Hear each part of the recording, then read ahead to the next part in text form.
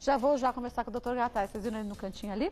Daqui a pouco vamos falar o quanto que a hipertensão e o consumo de sódio não podem viver juntos, não. Você vai entender o porquê já. Hoje o Dr. Gattai está com a gente, seja muito bem-vindo. Como Kátia. vai? Tudo bem. Dr. Gattai, vocês sabem, é cardiologista e nada melhor do que a gente, quando fala em hipertensão, falar num baixo de consumo de sódio que a gente tem que ter. Mas não só quem é hipertenso, mas qualquer pessoa, né, da população. O sal é um problema não só para a hipertensão, por exemplo, para a tireoide também. E o problema é que a gente tem um consumo exagerado de sal. A gente não tem conhecimento, até mesmo às vezes os médicos também não sabem como orientar o paciente, as pessoas a maneirar no sal. Então é difícil mesmo saber. Mas para a gente entender o que é um consumo ideal de sal por dia, Então, qual quantidade? O máximo seriam 6 gramas por dia. 6 gramas? 6 gramas seria o máximo por dia. Só que na média, quando você faz uma avaliação, um estudo, você vê as pessoas consumindo de 8 a 12, de 8 a 15 gramas, quer dizer, mais do que o dobro do que precisaria por dia. Mas quando a gente fala em 6 gramas, a gente fala não só, gente, do sal que a gente coloca na comida, porque tem alimentos que a gente não imagina. Bolacha doce, por exemplo, tem sal, tem sódio, inclusive suco. Até alguns adoçantes que são ciclamato de sódio, né? O sódio, na verdade, é o sal que a gente conhece. E o cloreto de sódio é o sal de cozinha que a gente conhece. O que acontece? Você tem uma ingesta aumentada de sal, você come muito sal, teu rim tem que trabalhar para jogar isso fora. E esse desgaste que você faz a longo do prazo para os rins vai gerar a doença renal. Mas o sal também ele vai agir em todas as artérias do nosso corpo. Né? Eu trouxe uma imagem para a gente lembrar, Vamos ver, então. que assim, são as artérias, né? Como a árvore arterial. Imagina uma árvore e seus ramos, seus galhos. Então aqui a gente tem o quê? Nós estamos vendo a aorta, que é uma artéria. Artéria é o que sai do coração, veia é o que traz o sangue de volta. Aqui nessas imagens só tem artéria. Então ela vai levar o sangue para toda a parte do nosso corpo, pela aorta. E a aorta vai dando ramos. O primeiro ramo é coronária, depois o braço. E até essa diferença de anatomia que tem a ver de um braço, às vezes tem uma pequena diferença, de pressão, de calibre? De distância. Por exemplo, a artéria que vai para o teu lado direito, ela vai se dividir em uma artéria para o braço direito e uma artéria para a carótida, para o cérebro. Já a artéria que vem para o braço esquerdo, ela é direto um ramo da aorta. Então ela vem direto, não tem nenhum atalhozinho. Tem uma ramificação. Exatamente. Então às vezes isso identifica.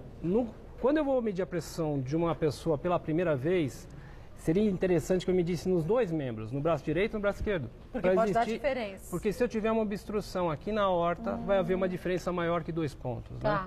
Então, o que acontece? Todas essas artérias, Kátia, elas têm 3 camadas. Imagina como se você tivesse... Isso aqui, ó. Se puder. Então, gente, tem que ser aqui, né? Tá aqui. Isso. Então, exatamente. Aqui a gente está vendo 3 camadas da artéria. E o que acontece? A parte que está roxinha é um músculo. E como todo músculo, exatamente, todo músculo ele pode contrair e relaxar. Então a diferença das nossas artérias de uma mangueira normal é que ela tem a capacidade de relaxar e contrair. Então a hipertensão tem tudo a ver com isso. Aquele músculo contrai. E ele deixa um espaço menor para passar? E aí que acontece? A imagem é a seguinte, se eu pego aqui, faz de conta que esse é meu coração. E aqui, então, é a nossa aorta. Quando eu tenho a aorta relaxada, as artérias relaxadas, a força que eu faço é pequena. Mas então a pressão é baixa.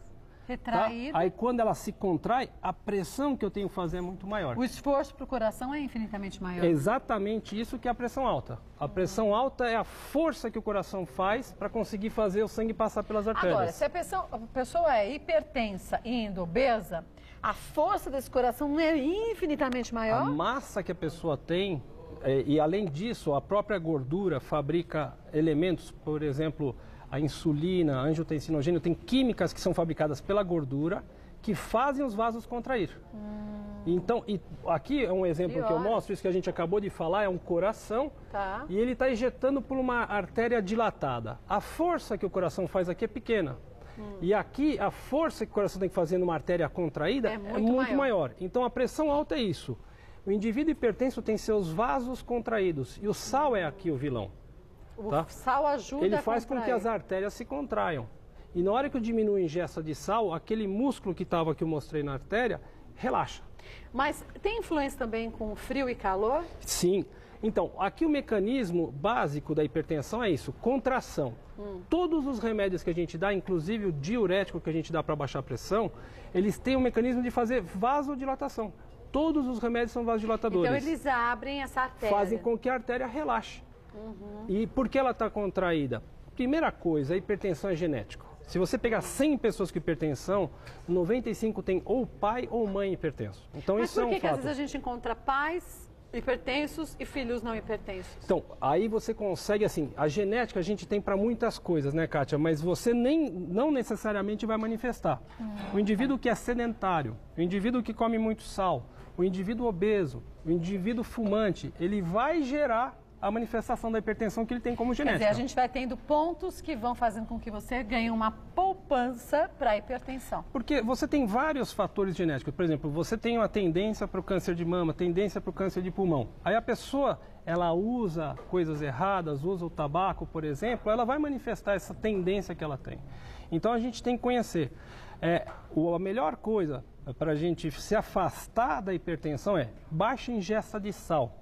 E aqui que a gente falava, aqui cada pacotinho aqui que a gente tem em 1 grama de sal. Mas tem gente que põe um monte desses na comida que nem já tá você salgada. dizia, no dia todo a pessoa poderia consumir no máximo 4 pacotes desse. E come que é um valor muito mesmo. mais. Muito mais. Essa colher que está aí tem ao redor de 5 gramas de sal. Puxa Então, vida, só que você por teria dia. que ter uma colher dessa, Kátia, para fazer o quê? Distribuir desde o seu café da manhã até o teu jantar, até a tua ceia da noite. Bom, volto para a gente continuar a falar Vamos. sobre o assunto, mas se você quiser fazer perguntas também pode mandar para a gente, tá? mulheres@tvgazeta.com.br